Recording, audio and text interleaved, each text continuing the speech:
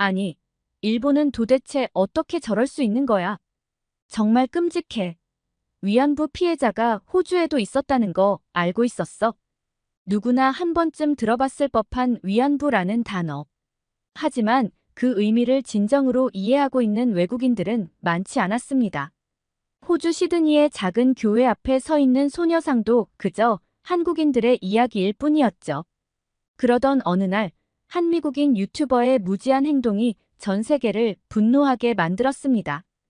조니 소말리라는 이름의 이 유튜버는 한국의 위안부 소녀상을 모욕했고, 이에 분노한 한국인들은 전 세계적인 대응에 나섰습니다. SNS 계정 정지, 유튜브 채널 폐쇄, 그리고 출국 금지까지. 한국인들의 체계적인 대응은 전 세계인들의 이목을 집중시켰고, 의외의 장소에서 새로운 움직임이 시작되었습니다. 바로 호주 시드니입니다. 북미를 제외하고는 처음으로 위안부 소녀상이 세워진 이곳에서 한 호주인 여성이 진실을 마주하게 됩니다. 애쉬필드 교회 앞을 매일 지나치던 그녀가 발견한 충격적인 이야기, 지금 시작합니다. 잠깐만요.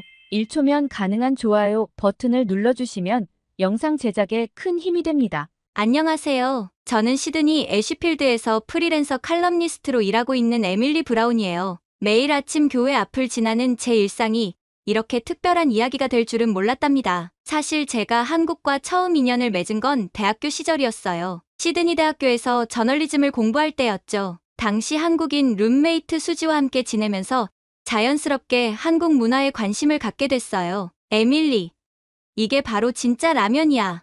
하면서 새벽 2시에 라면을 끓여주던 수지가 아직도 생생하네요. 어머, 세상에.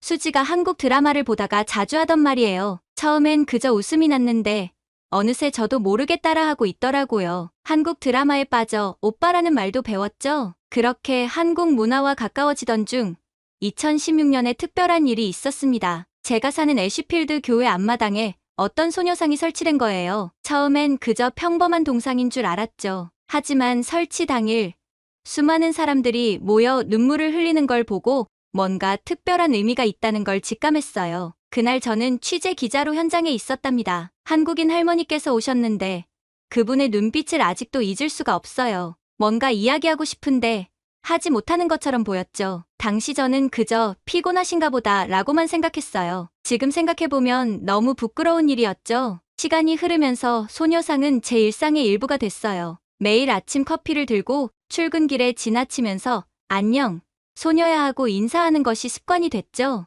때론 벤치에 앉아 글감을 생각하다가 소녀상과 눈이 마주치기도 했죠. 차가운 눈동자가 뭔가를 말하려는 것 같았지만 저는 그저 스쳐 지나갔답니다. 하지만 이제와 생각해보면 그 소녀는 계속 저에게 말을 걸고 있었나 봐요. 그리고 마침내 저는 그 이야기를 듣게 됐죠. 바로 그날 SNS가 발칵 뒤집힌 그날 말이에요. 휴대폰 알림음과 함께 시작된 이야기는 제 인생을 완전히 바꿔놓았어요. 조니 소말리라는 사람의 영상이 SNS를 뜨겁게 달구고 있었거든요. 처음엔 그저 또 하나의 논란거리겠지 했는데 세상에, 이게 무슨, 영상 속 남자가 소녀상에 키스하는 장면을 보는 순간 제 손에서 커피가 떨어질 뻔했어요. 매일 아침 인사하던 그 소녀, 제가 아는 그 소녀를 향한 모욕적인 행동이었죠. 그리고 그날 저녁 더 놀라운 일을 발견했어요. 일본인 유학생 타나카라는 사람이 SNS에 올린 글이었죠. 이건 그저 동상일 뿐이야. 한국이 과민 반응하는 거라고.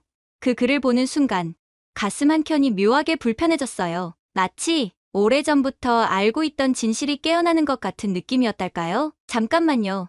이건 뭔가 잘못됐어요. 제가 7년 동안 매일 마주하던 소녀상에는 분명 더 깊은 이야기가 있을 거예요. 그리고 저는 그 이야기에 대해 자세히 알아보고 싶은 호기심이 생겼답니다. 이렇게 시작된 제 이야기는 단순한 동상이 아닌 한 소녀의 침묵 속에 숨겨진 역사적 진실을 마주하게 되는 과정이었어요. 그리고 그날의 선택이 제가 알던 모든 것을 뒤바꿔 놓게 될 줄은 상상도 못했답니다. 목사님을 처음 만난 건 그날 오후였어요. 평소처럼 교회 앞을 지나는데 목사님이 소녀상 주변에 낙엽을 쓸고 계시더라고요. 매일 보던 모습이었지만 그날은 왠지 발걸음이 멈춰졌답니다. 소녀상에 대해 여쭤보자 목사님은 빗자루를 내려놓으시더니 따뜻한 미소와 함께 드디어 묻는구나 라고 하셨어요. 마치 오래전부터 제가 이 질문을 할 날을 기다리고 계셨다는 듯이 말이죠. 교회 안으로 들어가 목사님과 나눈 대화는 제 심장을 쿵쾅거리게 만들었어요. 2016년 이 소녀상이 처음 시드니에 올 때의 이야기였죠. 사실 처음부터 이곳에 설치하려고 했던 게 아니었다고 해요. 스트레스필드 공원이 원래 예정지였대요. 그런데 당시 일본 측에서 1만 6천 명의 서명을 받아 설치를 막으려 했다는 사실을 알게 됐죠. 목사님이 보여주신 당시의 신문들을 하나하나 읽어내려갔어요. 시드니 모닝 헤럴드, ABC 뉴스, 그리고 BBC까지. 놀랍게도 이 작은 소녀상은 전 세계 언론의 주목을 받았더라고요. 특히 놀라웠던 건 네덜란드계 호주인 할머니의 이야기였어요. 얀 루프 오헤른이라는 분이셨죠. 제 나이 또래였던 그분이 겪으셨던 일들을 읽으면서 손이 떨려왔어요. 15살의 어린 나이에 겪은 참혹한 이야기에 눈물이 흘러내렸답니다. 우리와 같은 호주인이, 그것도 저와 비슷한 또래의 소녀가 겪었던 일이라니. 목사님은 그래서 이 소녀상을 지키기로 결심하셨다고 해요. 단순한 동상이 아닌 우리의 이웃, 우리의 자매, 우리의 딸들이 겪은 아픔을 기억하는 상징이라고 말씀하셨죠. 그날 저녁 집으로 돌아오는 길에 소녀상을 다시 바라봤어요. 차가운 청동 눈동자는 여전히 감겨 있었지만 이제는 그 닫힌 눈 속에 숨겨진 이야기가 보이는 것 같았어요. 문득 수지가 생각났어요. 대학 시절 한국 드라마를 보다가 갑자기 울음을 터뜨리던 날이 있었거든요. 그때는 그저 드라마가 슬퍼서 그런 줄 알았는데 이제야 이해가 됐어요. 그날 본 드라마가 위안부 할머니들의 이야기였다는 걸요. 수지에게 연락했더니 우리 할머니들의 이야기를 알게 됐구나 하고 답장이 왔어요. 하지만 이건 시작에 불과했죠. 타나카의 SNS 게시물은 계속해서 올라오고 있었고 이제 제가 무언가를 해야 할 차례였으니까요. 그날 밤 저는 노트북을 켜고 타나카의 게시물을 하나하나 읽어보기 시작했어요. 그리고 거기서 더 충격적인 사실을 발견하게 됐답니다. 타나카의 SNS를 읽어내려가면서 제 얼굴이 점점 붉어졌어요. 위안부는 자발적인 행동이었다. 한국이 역사를 왜곡하고 있다. 이건 반일선전일 뿐이다. 말도 안 되는 주장들이 즐비했죠. 특히 충격적이었던 건 이런 거짓된 주장들에 호주 젊은이들이 댓글로 동조하고 있다는 사실이었어요. 심지어 제가 아는 동료 기자들 중에서도 타나카의 글을 공유하는 사람들이 있더라고요. 뭔가 이상했어요. 아까 목사님께 들은 이야기와는 너무나도 달랐거든요. 직접 겪은 피해자의 증언이 있는데 어떻게 이런 왜곡이 가능한 걸까요? 그때 문득 떠올랐어요. 시드니 모닝 헤럴드 디지털 아카이브에 접속해서 2016년 기사들을 찾아보기 시작했죠. 그리고 놀라운 사실을 발견했어요. 당시에도 똑같은 주장을 하는 단체가 있었다는 거예요. 호주-일본 커뮤니티 네트워크라는 이름으로 말이에요. 더 깊이 파고들수록 제 손이 떨려왔어요. 그들은 매번 같은 방식으로 역사를 부정하려 했더라고요. 스트레스필드 공원에 소녀상을 설치하려 했을 때도 인종차별을 조장한다는 똑같은 주장을 펼쳤대요. 마치 미리 준비된 각본처럼요. 타나카의 SNS 계정을 자세히 들여다보니 그가 바로 이 단체와 연관되어 있다는 걸 알게 됐죠. 게다가 존이 소말리의 동영상을 적극적으로 옹호하는 글도 여러 번 올렸더라고요. 자료를 정리하면서 머리가 복잡해졌어요. 한쪽에는 실제 피해자의 생생한 증언이, 다른 한쪽에는 조직적인 역사 부정이 있었으니까요. 하지만 분명한 건 이런 식의 역사 왜곡이 처음이 아니라는 거였어요. 밤늦게까지 자료를 찾다가 우연히 발견한 영상이 있었어요. 2016년 소녀상 제막식 날 기러녹 할머니의 연설이었죠. 할머니의 떨리는 목소리로 들려주신 이야기는 타나카의 주장이 얼마나 잔인한 거짓말인지 여실히 보여주고 있었어요. 저는 스크린샷을 찍기 시작했어요. 타나카의 모든 게시물과 그의 주장이 거짓임을 증명하는 역사적 자료들을 하나하나 모았죠. 이제는 제가 무언가를 해야 할 때였으니까요. 다음 날 아침, 평소처럼 커피를 들고 소녀상 앞을 지나면서 결심했어요. 제가 찾은 진실을 모두에게 알려야겠다고요. 소녀상이 말하지 못하는 이야기를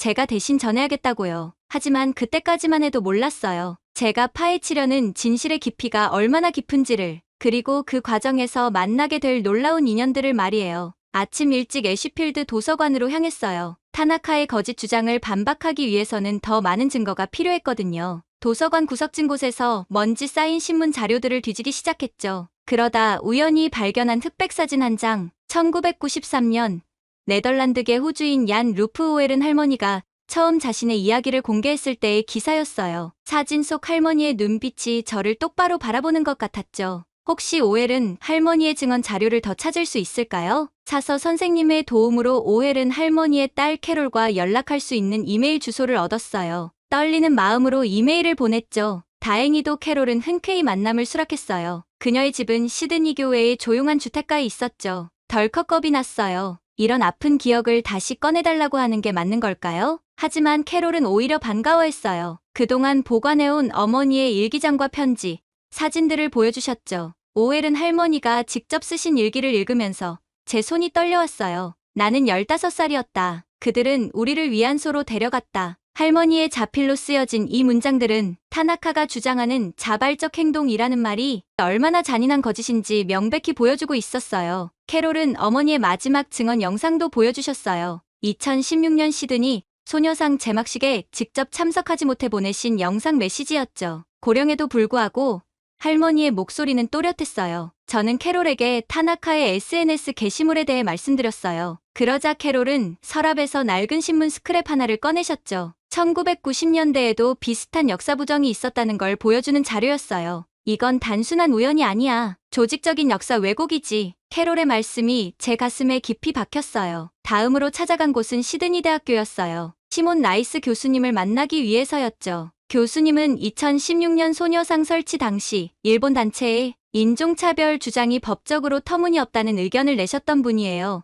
교수님의 연구실에서 들은 이야기는 충격적이었어요. 소녀상 설치를 반대하는 움직임이 단순한 반대가 아닌 체계적인 역사 부정의 일환이었다는 거예요. 그리고 이런 시도가 전 세계 곳곳에서 비슷한 패턴으로 일어나고 있다는 사실도요. 자료들이 쌓여갈수록 제 마음은 무거워졌어요. 이건 단순한 역사적 사실에 대한 논쟁이 아니었어요. 살아있는 증인들의 증언을 부정하고 그들의 고통을 다시 한번 짓밟으려는 시도였죠. 집으로 돌아오는 길, 다시 소녀상 앞에 섰어요. 이제는 알 것 같았어요. 왜 이 소녀의 눈이 그렇게 슬퍼 보였는지를요. 너무나 많은 사람들이 진실을 보지 않으려 하기 때문이었죠. 하지만 이제는 달라질 거예요. 제가 찾은 이 모든 증거들로 타나카의 거짓말에 맞서기로 했으니까요. 그리고 이 싸움에서 저는 혼자가 아니었답니다. 타나카의 SNS에 첫 반박 글을 올린 건 새벽 2시였어요. 오웰은 할머니의 일기와 증언을 바탕으로 자발적 행동이라는 주장이 얼마나 잔인한 거짓말인지 설명했죠. 처음엔 몇 개의 좋아요와 댓글이 전부였어요. 하지만 다음날 아침,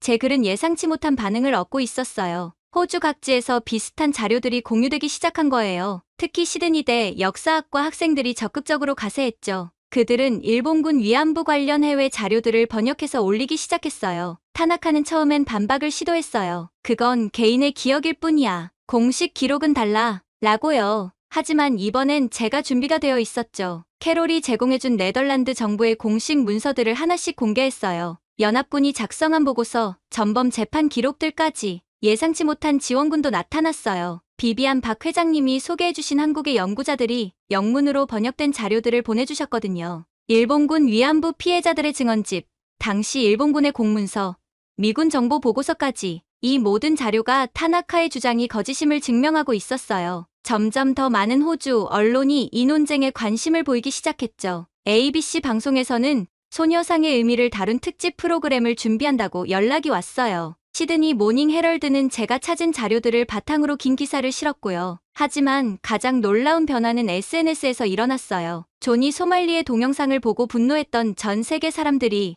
이제는 위안부 문제의 본질에 관심을 갖기 시작한 거예요. 소녀상을 찾아와 헌화하는 외국인들의 모습이 SNS를 가득 채웠죠. 타나카의 게시물에 달렸던 지지 댓글들은 하나둘씩 사라져갔어요. 대신 진심 어린 사과의 말들이 올라오기 시작했죠. 어떻게 이런 일이 이제야 알게 됐다. 다시는 이런 일이 없어야 한다 라는 내용이었죠. 어느 날은 한 호주 고등학생이 소녀상 앞에서 편지를 읽는 모습이 화제가 됐어요. 우리는 이제 알아요. 당신들의 침묵 속에 담긴 진실을. 그리고 약속해요. 우리가 그 진실을 지키겠다고. 캐롤에게 이 소식을 전하자 그녀는 울면서 기뻐하셨어요. 어머니가 그토록 바라셨던 일이 일어나고 있다고요. 진실이 더 많은 사람들에게 알려지고 기억되고 있다고요. 타나카는 결국 자신의 SNS 계정을 삭제했어요. 하지만 이건 끝이 아닌 시작이었죠. 이제 더 많은 사람들이 소녀상이 전하는 메시지에 귀 기울이고 있으니까요. 역사는 부정할 수 있어도 진실은 결코 지울 수 없다는 걸 우리 모두가 배웠답니다. 그리고 저는 매일 아침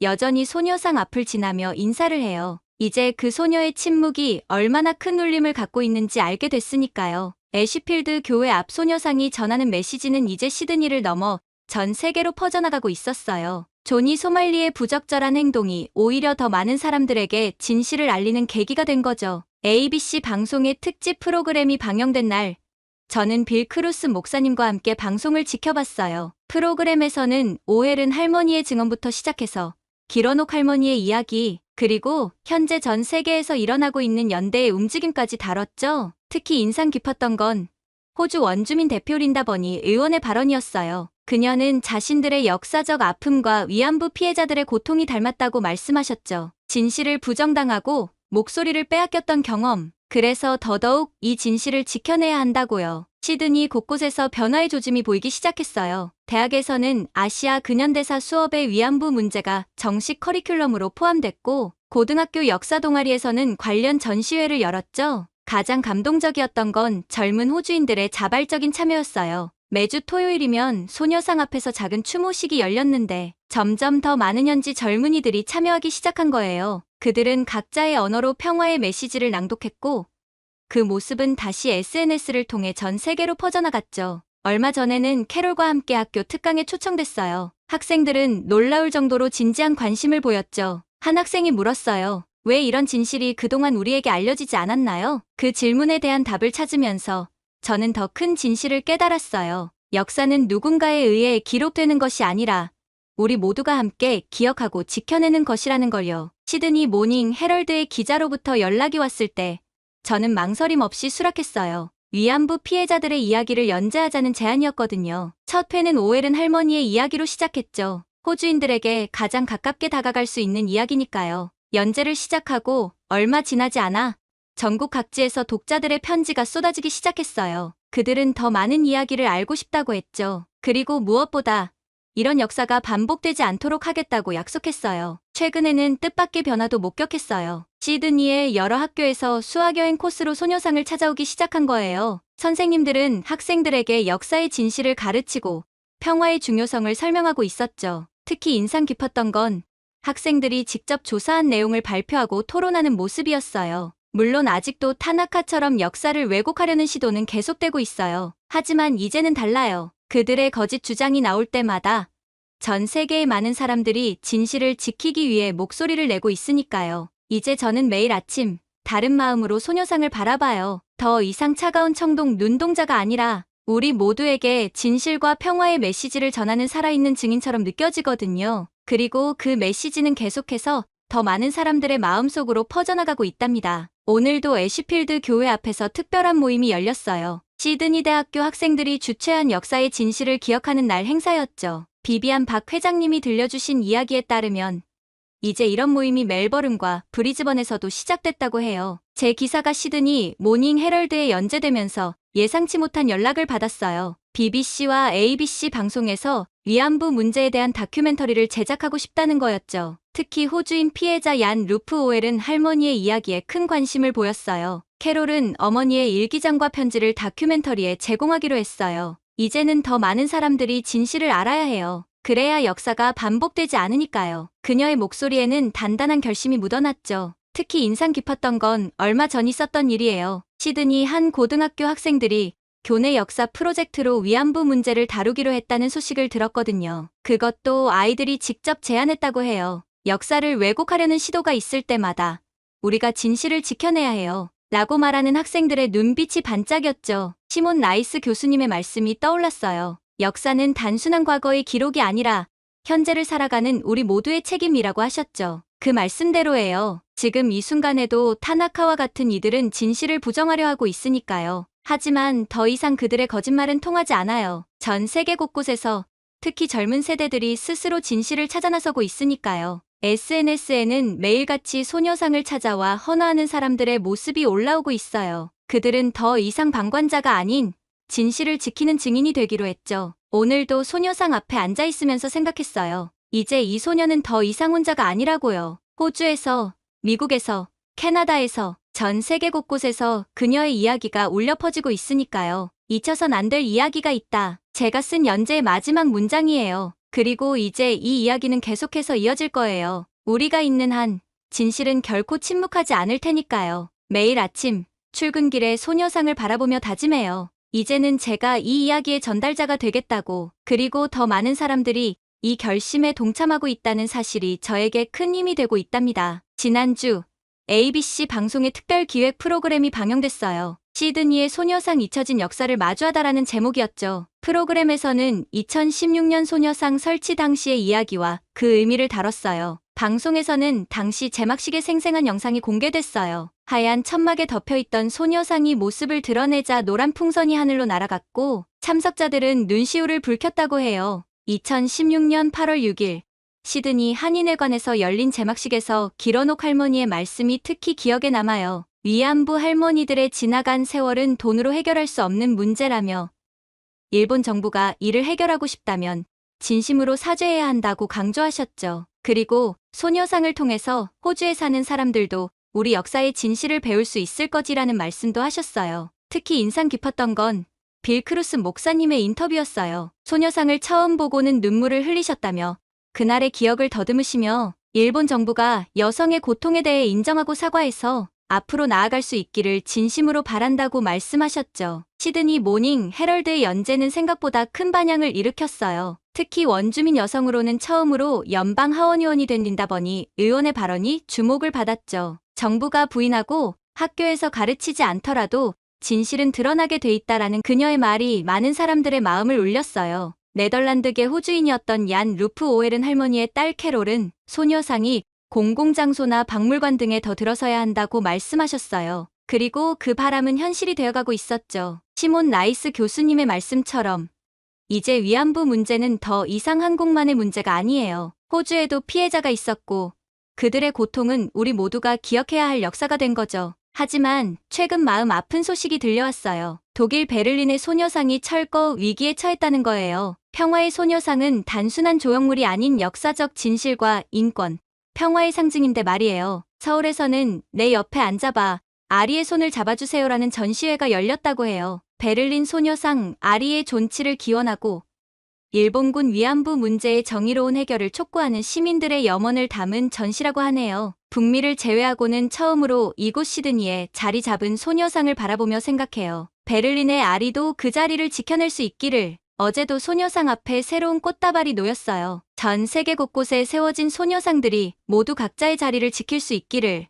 그래서 더 많은 사람들이 이 이야기를 듣고 기억하고 또 전할 수 있기를 간절히 바라며 오늘도 소녀상 앞에 섭니다. 시드니의 아침이 밝았어요. 오늘은 특별한 손님들이 찾아왔답니다. 시드니 대학교 국제관계학과 학생들이에요. 그들은 위안부 문제를 주제로 한 학술 발표를 준비하고 있다고 했죠. 캐롤이 미소 지으며 말했어요. 젊은이들이 변하고 있어요. 이제는 그들이 먼저 찾아오고 질문하고 연구하고 있죠. 취재를 위해 찾아왔던 그 소녀상이 이제는 제 일상이 되었어요. 기자로서가 아닌 한 사람으로서 이 이야기를 전하고 있어요. 시드니 모닝 헤럴드 지면을 통해, SNS를 통해, 그리고 직접 만나는 사람들을 통해서요. 얼마 전엔 호주 전역의 대학생들이 온라인 스터디 그룹을 만들었다고 해요. 아시아 태평양 전쟁사를 공부하면서 잊혀진 목소리들을 찾아 기록하는 모임이래요. 이제 저는 그들에게 이렇게 말해요. 역사는 책 속에만 있는 게 아니에요. 우리 주변에,